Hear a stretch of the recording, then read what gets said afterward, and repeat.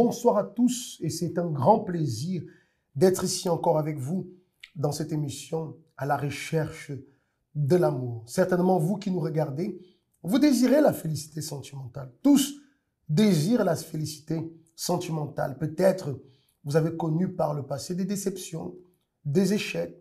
Peut-être vous êtes une personne qui n'avait jamais eu d'expérience dans la vie sentimentale parce qu'il y a toujours eu cette pensée.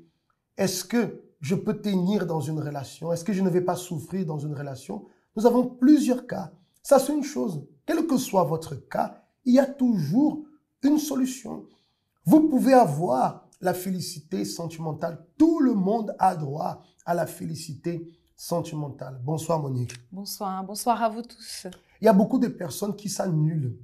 Il y a beaucoup de personnes qui s'annulent. Elles disent comme ça, non, je ne sais pas si moi, je vais pouvoir. Mais pourquoi est-ce qu'elle ne va pas pouvoir tenir dans le mariage? Ça veut dire, elle-même déjà, parfois sans raison, se met. On sait que souvent la personne dit cela parce qu'elle a eu des relations où parfois elle a mal géré, enfin. Mais tout s'apprend. Dans la vie, tout s'apprend. D'ailleurs, l'émission existe pour pouvoir apporter des enseignements pour que les personnes puissent mettre en pratique, bénéficier de cette pratique qu'elle va... Les conseils. Des conseils, voilà, qu'elle reçoit pour pouvoir alors se construire et se garantir dans la vie sentimentale. Tu as parlé là de la personne qui n'a jamais eu une vie sentimentale. Enfin, une expérience Une sentimentale. expérience, pardon, oui.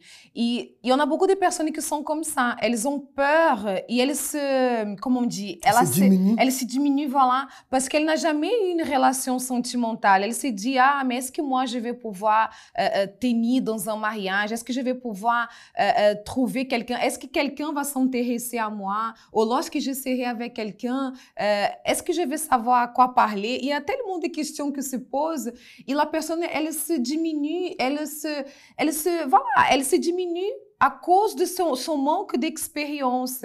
Mais cela n'a rien à voir. Comme tu as bien dit, tout s'apprend. Et tu sais, Monique, aujourd'hui, à l'école, on apprend beaucoup de choses.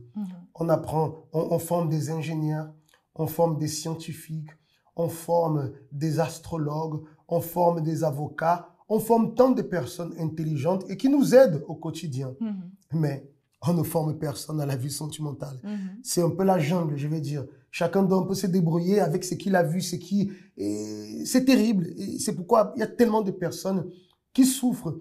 Et cette émission, elle est simple, mais c'est une formation pour votre vie amoureuse. On marque une pause, le temps d'un spot. On revient déjà pour parler du sujet de ce soir qui va certainement vous aider comme tous les autres. Le moment arrive où la vie vous donne son plus grand cadeau. Elle vous fait connaître le chemin de l'amour. Rencontrez votre moitié, votre partenaire, votre fidèle compagne ou compagnon. Dans le mariage, tout ne se passe pas toujours comme on s'y attend, pour divers motifs ou le fait d'être surpris par beaucoup de pierres sur le chemin du bonheur. La vérité est qu'il ne suffit pas d'avoir des sentiments. Un mariage implique l'union, la confiance et par-dessus tout la compréhension des deux parties. Il est nécessaire de s'entendre, de reconnaître le bon et le mauvais côté de chacun, pour réussir à surpasser les obstacles de la vie, pour que les deux deviennent un seul. Et cela oui, est la véritable clé du succès dans le mariage. Dans ce parcours à deux, tout est possible, mais les problèmes tels que les maladies ou les problèmes financiers peuvent ébranler n'importe quel mariage. Et pour que vous n'en soyez pas victime, maintenez une posture positive et croyez dans le changement. Combien de personnes sont maintenant en train de passer par de sérieuses difficultés dans leur vie? Ayant faim, ou même froid, dans la solitude. En vérité, quel est votre véritable problème? Mettez un point final à ces disputes qui ne vous emmènent nulle part. Luttez pour votre relation. Participez à la thérapie de l'amour. Une réunion du centre d'accueil dédiée à vous qui souhaitez un mariage encore plus fort. Alors, mes amis, sans plus tarder, on va vous parler du thème de ce soir. Tu sais, Isaac, parfois il y a des situations dans la vie sentimentale, quand la personne elle est déjà engagée, soit dans un mariage, soit elle est dans le période de connaissance, il y a le comportement de la personne qui est à côté de nous, qui parfois, cela ne nous plaît pas. la personne, elle ne sait pas ce qui se passe. Parfois, la personne, d'un jour au lendemain, la personne, elle devient bizarre. Ou beaucoup de semaines, beaucoup de jours, la personne, elle a un comportement un peu bizarre et on n'arrive pas à savoir qu'est-ce qui se passe. On écoute souvent des épouses qui disent comme ça, mon mari, je ne comprends pas mon mari. On a des hommes qui disent comme ça, je ne comprends pas mon épouse. Ils ont déjà essayé de parler parce qu'ils disent parfois, pasteur, mais je ne comprends pas. Elle est égoïste ou alors il est égoïste. Je ne comprends pas parce qu'il ne parle pas. Et on a beaucoup d'épouses qui parlent cela. Mon mari ne parle pas. Il ne parle pas, il est renfermé. Et lorsqu'il va parler, c'est des disputes, c'est toujours des disputes. Je ne le comprends pas. On parle de deux cas, vice-versa avec l'épouse. Ça veut dire, parfois la personne, elle s'est engagée dans le mariage, elle aime l'autre personne. L'autre personne, ils s'aiment. Mais l'autre a un comportement qui met un peu, je veux dire, qui gèle un peu la relation, qui bloque la relation. Les deux veulent être heureux, mais le comportement d'un empêche que les deux puissent vivre pleinement leur vie amoureuse, leur mariage. Alors parfois, comme je disais, la femme dit, je ne comprends pas mon époux. Le mari dit, mais je ne comprends pas le comportement de mon épouse. Et face à certaines attitudes, parfois, comme on disait, l'égoïsme, parfois la froideur, parfois aime s'isoler. Enfin, il y a tellement de choses. Elle ne sait pas comment réagir face à cette situation. Parfois, elle a parlé, parfois, elle a mal parlé. Enfin, elle a cherché des moyens de résoudre cela. Malheureusement, elle n'a pas réussi. Et elle se dit alors, que faire dans cette situation? Oui, c'est ce qui nous amène à notre thème de ce soir, qu'il dit, il n'y a pas de fumée sans feu. S'il y a le feu, pardon, s'il y a la fumée, c'est parce qu'il y a le feu. S'il y a une situation comme celle qu'on vient de parler ou d'autres, c'est parce qu'il y a une situation quelconque qui a engendré cela. Tu sais, Isaac, parfois la personne, quand elle se marie, le temps passe et après l'épouse ou le mari, il dit qu'il ne connaît même plus la personne qui est à côté de lui. En fait, il ne l'a jamais connue. Voilà, peut-être il n'a jamais connu. Ou parfois, il y a des situations qui se sont passées et que la personne qui est à côté, elle ne s'est pas rendue compte, mais qui a causé ces changements de comportement. Alors, tu parles de deux choses, c'est intéressant. Il y a le premier cas où la personne, elle vient déjà dans le mariage avec des choses en elle. C'est la raison pour laquelle on parle toujours de la période de connaissance, l'observation, utiliser les yeux. Parce que souvent, la personne utilise les yeux juste pour regarder l'autre pour dire comme ça, oh, tu es tellement belle, oh, elle a fait une nouvelle coiffure, oh, elle s'échappe. Tu me comprends? Elle utilise les yeux juste pour considérer l'extérieur. Si bien qu'elle doit le faire, il n'y a pas de souci. Mais elle doit utiliser les yeux dans ce moment-là pour aller plus en profondeur, pour analyser les attitudes, le comportement, sonder vraiment l'observation. C'est pas seulement observer la beauté de l'autre, mais c'est de chercher des choses. Pourquoi? Parce qu'elle se prépare pour le futur. Alors souvent, elle n'a pas fait cela. Elle a juste observé d'une façon superficielle. Elle n'a pas vu ces choses qui étaient déjà là. Et maintenant qu'elle vit chaque jour avec la personne, ces choses deviennent évidentes. Et elle se dit, mais je ne comprends pas. Il n'était pas comme ça. Il a toujours été comme ça. Mais parce que les deux ne vivaient pas ensemble, ils se voyaient, bien qu'ils se voyaient régulièrement, mais ils ne menaient pas une vie ensemble pour que ces choses soient évidentes. Ou parfois, elle apercevait, mais c'était d'une façon superficielle. Mais là, elle voit la situation devant elle. L'égoïsme, la personne qui est très nerveuse. Enfin, il y a une racine. Et souvent, elle ne sait pas comment réagir par rapport à cela. Alors, elle doit revenir au début de tout. Elle doit analyser son milieu familial, le passé de cette personne, qu'est-ce qu'elle a vécu, les expériences qu'elle a eues par le passé, parce que parfois, ce sont des marques qui viennent de là. Elle doit chercher à comprendre. C'est pas qu'elle va accepter le comportement, surtout un comportement mauvais de l'autre personne, mais elle doit chercher à comprendre l'autre personne. Si elle comprend, comme on dit souvent, si elle se met dans les baskets de l'autre personne, elle comprend. Alors, elle saura comment agir pour contourner ou pour aider l'autre personne à sortir de la situation. Oui, et pour avoir cela, il faut savoir prendre le temps pour pouvoir observer.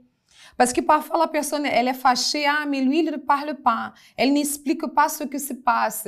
Mais tout ce que la personne, elle veut, c'est que tu puisses prêter un peu plus d'attention, observer un peu plus. Parce que c'est pas tout sera parler. Parfois, c'est dans une observation. On voit le geste de la personne et on va savoir qu'est-ce qui se passe. Parce que parfois, ce qui provoque le silence, je prends l'exemple du silence, ce qui provoque le silence de l'autre, c'est la réaction de la propre personne. Mais à cause de ce manque d'observation, la personne, le temps passe, elle n'arrive pas à voir ses propres actions et réactions. un ne comprend pas l'autre et l'autre ne comprend pas l'autre. Alors les deux restent un peu divisés. Donc ça, c'est le premier cas où la personne, elle rentre dans le mariage, mais elle rentre déjà avec des bagages, des marques de son passé qui finissent par se manifester. Et l'autre, face à ça, ne sait pas comment réagir. Alors, il faut retourner, même s'ils sont déjà mariés, on dit toujours, il faut retourner à la période de connaissance. Observer, voir, comprendre et pouvoir réagir. Maintenant, tu as parlé du cas aussi, Monique, où les deux étaient bien. Les deux étaient bien. Disons qu'il y a eu cette période d'analyse, elle a observé, tout se passe bien, non, il est comme ci, elle est comme ça. Les deux se marient, mais ils arrivent dans le mariage. Il y a d'autres situations qui arrivent. Comme tu disais, parfois la façon dont l'épouse parle au mari, ça va. Si elle parle d'une façon, je dirais, arrogante, qui lui, comment on dit, qui lui fait, voilà, qui le diminue, manque de respect, veut commander, ça va provoquer des choses à l'intérieur. Il va changer. Et vice-versa, l'épouse va changer. S'il y a de l'attitude de l'autre personne, s'il y a, de la part de l'autre personne, des attitudes qui ne sont pas correctes. Souvent, l'autre ne dit rien. Parfois, l'autre dit en changeant d'attitude. Avant, le mari, il jouait beaucoup avec son épouse, il rigolait beaucoup, mais l'épouse a commencé à parler d'une façon un peu dure, blessante. Alors, il ne rigole plus. Elle dit, je ne comprends pas. Pourquoi mon mari ne rigole plus comme il rigolait avant? Il ne dit rien, mais il le dit déjà. Le fait qu'il réagit comme ça, il montre qu'il y a un problème. Lorsque notre corps, parfois, on peut se lever le matin et on sent un mal de tête. C'est notre corps qui est en train de signaler quelque chose. Ou parfois la fatigue, un manque de sucre, ou on n'a pas bien dormi. Donc le corps est en train de dire qu'il y a un problème. Donc il faut résoudre. Il faut se reposer plus. Il faut prendre du sucre. Donc lorsqu'il y a une réaction chez l'autre personne, on doit comprendre. Il y a quelque chose qui est déjà, ce n'est pas verbal, mais il y a quelque chose qui est déjà en train d'être dit. Alors il faut analyser. Est-ce que ce n'est pas moi, comme tu disais, qui a eu des attitudes qui a amené l'autre personne à réagir de cette façon, parce qu'il n'était pas comme ça. Alors pourquoi il est comme ça maintenant? Certainement, il y a des choses qui sont arrivées. Oui, certainement, il y a des choses qui sont arrivées. Et c'est pour cela qu'on a parlé aussi tout à l'heure par rapport à l'observation. Il faut observer et c'est auto-analyser aussi. Parce que parfois, c'est beaucoup plus facile de regarder ce qui est en face de nous que regarder nous-mêmes. Et parfois, je répète, ce qui provoque chez l'autre, c'est vos actions.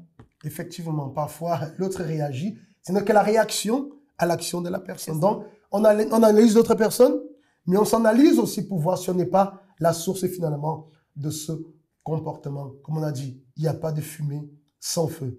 Voyons en ce moment l'expérience d'une personne qui est avec nous chaque jeudi dans les conférences de la thérapie de l'amour.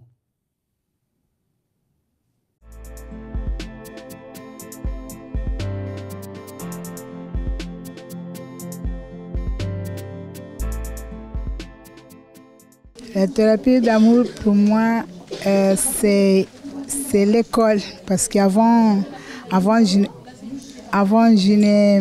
ne pense pas pour marier, parce que j'ai passé beaucoup de choses que je n'ai pas appelé pour être avec quelqu'un.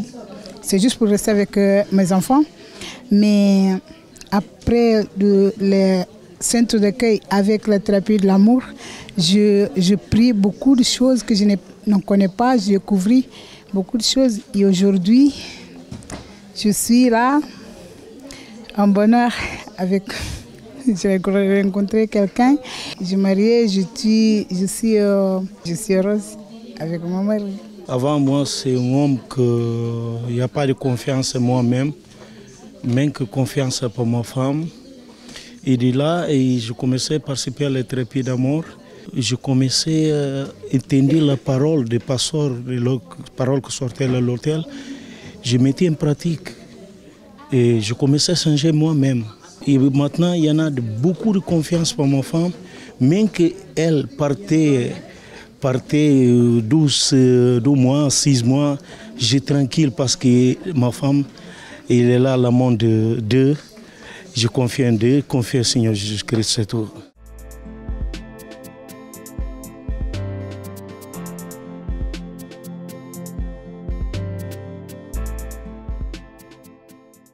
Quel que soit l'état de votre vie sentimentale, de votre mariage, il existe une solution. C'est la raison pour laquelle demain jeudi, nous serons là dans ce travail spécial de la thérapie de l'amour.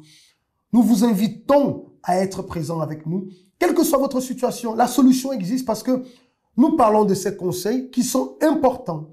Mais maintenant, il y a un traitement qui nécessite aussi l'action de la foi. Vous savez, le Seigneur Jésus a dit que tout est possible à celui qui croit. Et nous savons, Monique, que le mariage vient de Dieu. Lorsque nous nous tournons vers lui et que nous cherchons son aide, il ne peut pas nous refuser son aide parce qu'il veut que la personne ait la félicité sentimentale. Oui, tout est possible à celui qui croit et pour celui qui veut aussi, parce qu'il ne suffit pas seulement de croire. Parce que parfois, Isaac, il y a des personnes qui veulent beaucoup.